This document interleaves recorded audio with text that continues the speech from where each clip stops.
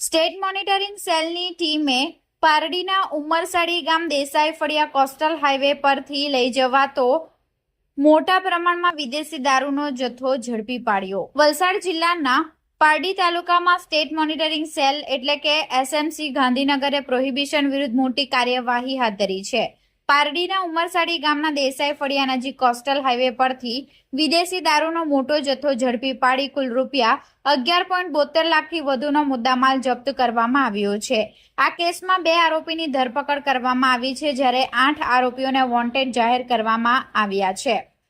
SMC પોલીસની team ગાંધીનગરના PSI JS રાજપૂતના માર્ગદર્શન હેઠળ પારડી પોલીસ મથક વિસ્તારમાં ઉમરસાડી ગામના દેસાઈ ફળિયા નજીક કોસ્ટલ હાઈવે પર દરોડાની કાર્યવાહી હાથ ધરવામાં આવી હતી।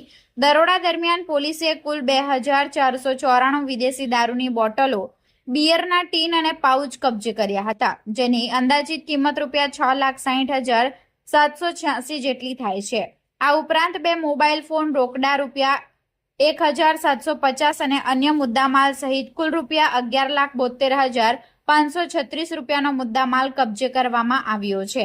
આ કેસમાં પોલીસે કૃષ્ણા ઓમપ્રકાશ ગુપ્તા અને જિગ્નેશ ભરતભાઈ પટેલ નામના 2 આરોપીઓની ધરપકડ કરી વધુ કાર્યવાહી માટે પારડી પોલીસને સોંપવામાં આવ્યા છે। તપાસ દરમિયાન દારૂ સપ્લાય કરનાર વાહન ચાલકો અને રિસીવર સહિત કુલ 8 આરોપીઓ ફરાર હોવાનું સામે આવ્યું છે, જેમને વોન્ટેડ જાહેર કરી તેમની શોધખોળ શરૂ કરવામાં આવી છે।